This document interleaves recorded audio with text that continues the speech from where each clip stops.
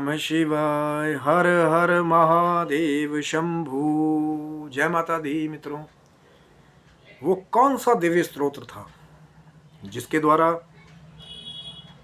शक्ति मिलने पर, या जिसके उदय होने पर, या जिसके द्वारा मार्गदर्शन होने पर श्री रामचंद्र जी ने रावण को पल भर में मार गिराया। और ये स्तोत्र जिसके बारे में आज मैं बात कराने वाला हूँ, ये वैदिक एक ऐसा स्तोत्र है जो कोर्ट केसों में भी कई बार विजय दिलाने वाला है। तो शिव शक्तोहम चैनल पे आप लोगों का हार्दिक स्वागत है। कैसे हैं आप सब? आशा करता हूँ कि माँ जगदम्बा की कृपा, शिव जी की कृपा से आप अपने स्थान पे कुशल मंगल होंगे और ऐसे ही बने रहिए, ये मेरी शुभकामना है। चैनल पे यदि नए हैं तो विनम्रता से निवेदन करूँगा कि शिव शक्तोहम चैनल को सब्सक्राइब कर लें, ताकि हमारे द्वारा बनाई कोई भी वीडियो सबसे पहले आपको प्राप्त हो। वीडियो में दिखाई जाने वाली जानकारी यदि आपको अच्छी लगे तो ज़रूर लाइक करें, शेयर करें, सब्सक्राइब करें, ताकि जो भी वीडियो बनाया जाता है वो सबसे पहले आपको प्राप्त हो जाए। चैनल पे और भी बहुत सारी पुरानी वीडियोस उपलब्ध हैं, आप उनके ज्ञान का भी लाभ ले सकते हैं। तो मित्रों, आज बात कर रहे हैं एक ऐसे गुप्त स्रोत की, एक ऐसा स्रोत जिसका वर्णन जो है वो श्री रामचंद्र जी के काल का है, रावण के अंत से भी जुड़ा हुआ है, और कहीं ना कहीं ये जो स्रोत है इसको सरकारी क्षेत्रों में, अपने कार्य क्षेत्रों में, बड़े बड़े युद्धों में विजयी बनाने वाला बताया गया है। और ख़ास करके जिनके सूर्यदेव कुंडली में अगर खराब हैं, नीच के हैं, बलहीन हैं और गलत स्थिति में हैं, तो अपने सूर्यदेव की स्थिति को सही करने के लिए भी बहुत सारे जो संत हैं, महात्मा हैं, पंडित जी हैं, वो इस स्रोत का पाठ के बारे में बताते हैं। कौन सा है वो स्रोत? जो अगस्त्य मुनि ने दिया था श्री रामचंद्र जी को। अब जिसके बारे में हम बात करें वो है आदित्य हृदय स्रोत। बहुत सारी वीडियोस पहले भी आपने YouTube में देखी होंगी या और भी चैनल पोर्टल्स पे देखी होंगी, पर कई जगह क्या होता है कि लोग क्या करते हैं कि डायरेक्ट वो जो श्लोक हैं उनको लिया, या चौपाई टाइप जो है उनको लिया, और फिर उसको ही पूरा उतार करके बस वीडियो बना दिया। चलो, जो खाली वैसे पाठ के लिए कि हाँ आप कहीं बैठे हैं, आपने फ़ोन में चला दिया, या जो नहीं स्वयं पाठ कर सकते, तो माहौल में भी एक एनर्जी क्रिएट हो जाती है, वो एक अलग बात है। लेकिन उस चीज़ के महत्व को समझ करके खुद उनका जाप करना, उनका पाठ करना, तो जो हमारे शरीर के अंदर जो ऊर्जाएं हैं वो जागृत होती हैं उनके द्वारा। तभी तो मैंने कहा ना, जिनका सूर्य बिगड़ा हुआ हो, अच्छी स्थिति में नहीं है, तो कई बार क्या होता है कि जब सूर्य देव हमारे ठीक नहीं है कुंडली में, तो कई बार हृदय से रिलेटेड रोग भी दे देते हैं। हार्ट की बहुत सारी ऐसी प्रॉब्लम्स हैं। कई बार सूर्य देव का गलत ग्रहों के साथ आ जाना, सूर्य का गलत स्थिति में होना, या ज़्यादातर कई बार नीच स्थिति में होना, तो कई बार हार्ट रिलेटेड, जो दिल हृदय रिलेटेड जो प्रॉब्लम है, उससे जुड़ी हुए रोग बीमारियां दे देते हैं। तो उनको ठीक करने के लिए कई बार बहुत सारे पंडित जी जो हैं इस आदित्य हृदय स्रोत के पाठ के बारे में बताते हैं, जिसके बारे में मैं आगे चर्चा करूंगा। पूरा पाठ तो नहीं मैं कॉपी पेस्ट करके बता रहा हूँ आपको, वीडियो तो बहुत ही लंबा हो जाएगा, फिर 10-12 मिनट तक वो चपाइयाँ चलेंगी, आपको अर्थ भी समझ नहीं आएगा जो संस्कृत में वो चीज़ें हैं। क्योंकि चीज़ों का अब क्या है कि नेट पे तो वो अवेलेबल है, पाठ तो आप कहीं भी बैठ के कर सकते हैं, लेकिन उसका अर्थ समझना बहुत ज़रूरी है कि किस प्रारूप से ये पाठ दिया गया और क्या लाभ है आदित्य हृदय स्रोत को करने के। और ख़ासकर रविवार के दिन ही इसको करने की ज़्यादा हिदायत दी जाती है, क्योंकि सूर्य देव की महिमा से जुड़ा हुआ है, भगवान सूर्य नारायण की ऊर्जाओं से जुड़ा हुआ है। तभी तो मैंने बात की ना कि कई बार सूर्य नारायण ही कुंडली में जब खराब हो जाते हैं, ग्रहों के राजा हैं भाई, सूर्यदेव जिसका राजा बिगड़ जाता है तो बाकी प्रजा एक तरह से आधा काम तो खराब हो गया। अब मैं ये नहीं कह रहा हूँ कि जिनकी कुंडलियों में सूर्य खराब तो पूरी कुंडली खराब है, पर वो उपाय के द्वारा उसको भी अच्छा बना सकते हैं। तभी तो बता रहा हूँ ना, ज्योतिष विज्ञान में हर एक जगह उपाय हैं, लेकिन करेंगे आप तब सब कुछ कर सकते हैं। आप सब कुछ समर्थ वाली हैं और सब कुछ समृद्धि के साथ, समर्थता के साथ कर सकते हैं। पर हमारा काम है सिर्फ आपको प्रारूप से अवगत कराना। आगे ड्यूटी आपकी है। नेट पे जाएं, अच्छा सा निकालें। बहुत सारी वेबसाइट्स पे भी अवेलेबल है लिरिक्स के रूप में भी आपको, कि वहाँ पे आप पाठ कर सकते हैं। अंग न्यास के साथ, ऋषि न्यास के साथ भी वहाँ पे हर एक चीज़ का कि विनियोग है ना। पाठ करने से पहले संकल्प किया, विनियोग किया, फिर पाठ किया, फिर उसका पूरा फल लिया। अब बहुत सारे लोगों में भ्रांतियाँ होती हैं यार, कि यार कोई पंडित जी आके करेंगे, ये स्वयं भी कर सकते हैं, ऐसी बात नहीं है। अब मैं जब आपको प्रारूप मिल गया, वहाँ पे बहुत सारे ऐसे संत भी है जिन्होंने उसका विनियोग, उसका हृदय न्यास कैसे करना है, संकल्प कैसे करना है, सब दिया हुआ है नेट के ऊपर, आप कर सकते हैं। पर आदित्य हृदय स्रोत ही क्यों? कैसे आदित्य हृदय स्रोत जो है वो कोर्ट केसों में भी विजय दिलाने वाला है? क्योंकि अगस्त्य ऋषि ने ये उपदेश के साथ जो है श्री रामचंद्र जी को दिया था। कब? अब कई कथाएं, इसके दो अलग अलग मत हैं। एक मत ये है कि युद्ध से पहले ही अगस्त्य मुनि ने श्री रामचंद्र जी को और लक्ष्मण जी को कुछ गुप्त अस्त्रों के बारे में भी जानकारी दी थी। कई जगह अत्रि मुनि के आश्रम से भी उनको कुछ गुप्त दिव्य मंत्र वाले अस्त्रों की प्राप्ति हुई। ये युद्ध से पहले की बात है।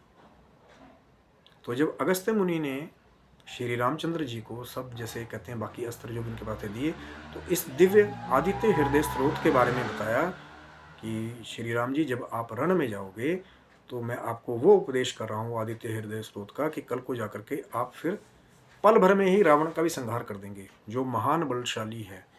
और उसके पास भी जो है, रावण के पास भी बहुत सारे जो है दिव्य मंत्र शक्ति से चलने वाले अस्त्र भी हैं। क्योंकि ये जग जानता है कि जो 18 प्राण 4 वेदों का ज्ञाता था, रावण भी महान तपस्वी भी था, और बहुत सारे ऐसे गुप्त अस्त्र, मायावी अस्त्र रावण के पास भी थे, जैसे उसके पुत्र मेघनाथ के पास भी थे। और जिसके लिए स्वयं नारायण को उतर के धराधाम पे आना पड़े अंश अवतार रामचंद्र जी के रूप में, वो कोई छोटी मोटी विभूति तो होगी नहीं। कई लोग बड़े हल्के में लेते हैं, लेकिन रावण ने, मैंने पहले भी एक वीडियो बनाया था प्रमाण के साथ कि रावण महान विद्वान था, और कहीं ना कहीं उसे ये ज्ञात था, रामचंद्र मानस में भी इसका वर्णन मिलता है कि रामचंद्र जी ही प्रभु हैं इस तामस देश से।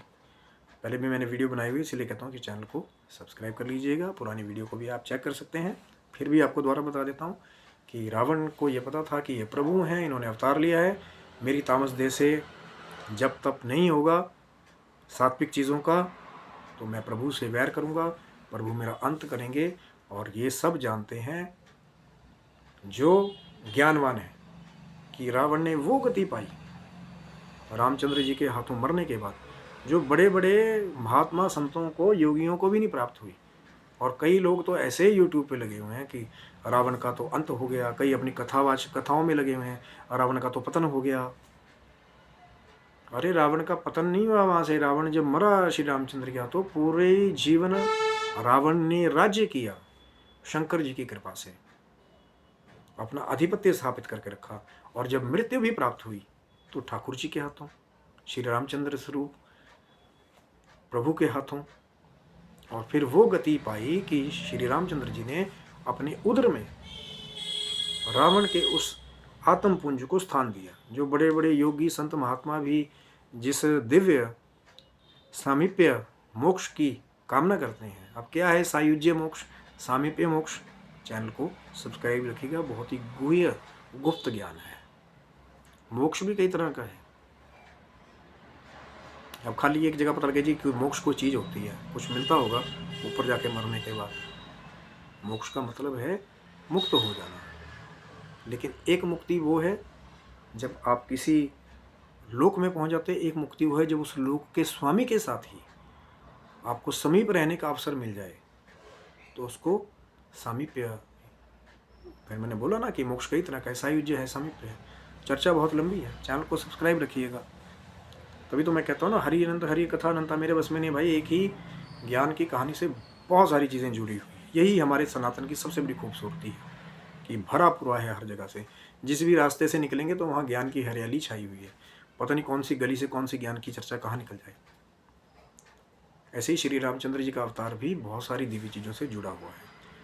तो जो रावण महान ज्ञानी था, महान बलशाली था, उसका अंत करने के लिए फिर अगस्त्य मुनि ने रामचंद्र जी को आदित्य हृदय स्रोत का उपदेश किया था, जिसमें आदित्य हृदय स्रोत में भगवान की सूर्य नारायण की महिमा के बारे में बखान किया गया है कि आप जो है रामचंद्र जी विवस्वान के नाम के रूप में, भुवनेश्वर के रूप में श्री आदित्य हृदय स्रोत का 3 बार पाठ करें भाव के साथ, सूर्य नारायण को देखते हुए। जैसे संध्या वंदन करते हैं ना, जो पुराने वैदिक लोग हैं वो जानते हैं कि सूर्य नारायण को देखते हुए संध्या वंदन की जाती है। या किसी कमरे में बैठे हो, जिस दिशा में सूर्य हो उसकी तरफ मुख करके पाठ करने को कहा जाता है, ताकि उनका डायरेक्ट एम्फेसिस आपकी तरफ मिले। अब ये नहीं है कि पाठ कर रहे हैं और पीठ करके बैठे हुए दूसरी तरफ। होता है कि ये जगह नहीं है, व्यवस्था ही नहीं है, वो अलग बात है, पर जो कर सकते हैं वो तो कह रहे हैं दिशाओं के हिसाब से। तो सूर्य की तरफ मुख करके फिर कहा गया, श्री रामचंद्र जी को उपदेश किया गया कि आप सूर्य की तरफ मुख करके आप पाठ करें।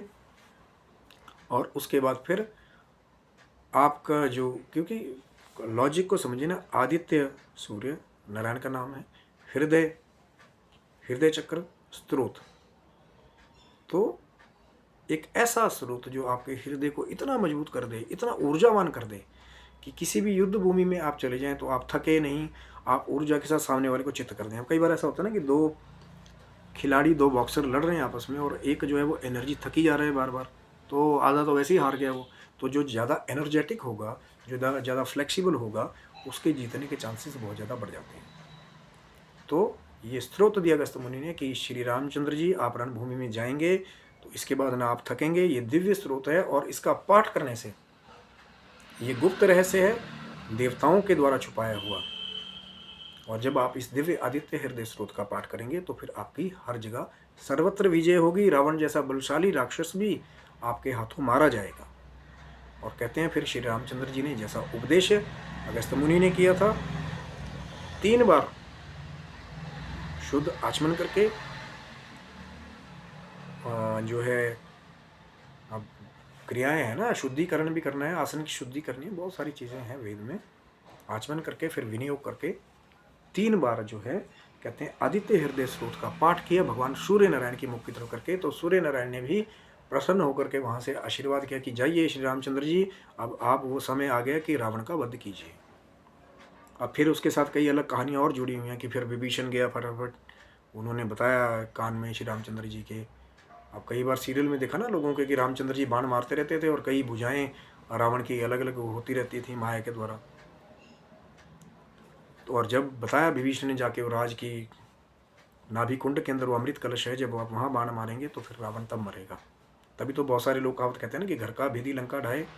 और घर का भेदी से लोगों का अभिप्राय विभीषण महाराज से है कि विभीषण अगर वो राज ना बताता तो फिर रावण नहीं मरेगा। पर ऐसा थोड़ी है, वो तो लीला है, ये कहावत बनाने के लिए, नहीं तो वो नारायण सब जानते हैं, जिसने पैदा किया है, जो सब कुछ देना चाहता है, जो पालनहारी है। क्या उनको नहीं पता होगा कि रावण के अंदर नाभि कमल है? लेकिन एक लीला कर रहे हैं, नर लीला, एक क्षत्रिय के रूप में श्री रामचंद्र जी।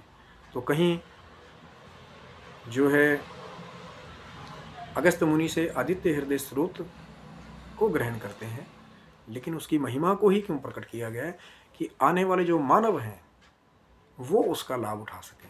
कई बार कई ऐसी स्थिति में फंस जाते हैं कि हिम्मत ही हार जाते हैं लोग, यार दिल ही हमारा छूट गया, हृदय ही हमारा टूट गया, अब क्या करें, ऊर्जा ही चली गई।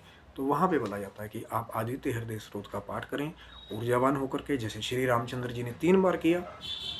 वैसे तो उसको रविवार के दिन करने को कहा जाता है, ताकि जो सूर्य देव आपके जो कमज़ोर कुंडली में चल रहे हैं या गलत स्थिति में हैं, वो आपकी कुंडली में ठीक हो जाए और आपको सात्विक फल प्रदान करें।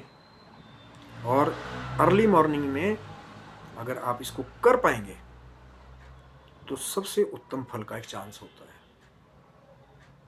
या जैसे जो सुबह की संध्या होती है, जैसे ही सूर्यदेव अभी प्रकट ही हुए हैं, लाल लाल हैं, आप उनकी आंखों में भी देख सकते हैं। आप कई बोलेंगे यार जी हम तो जितने बजे उठते हैं तो हम तो धूप में खड़े ही नहीं हो सकते।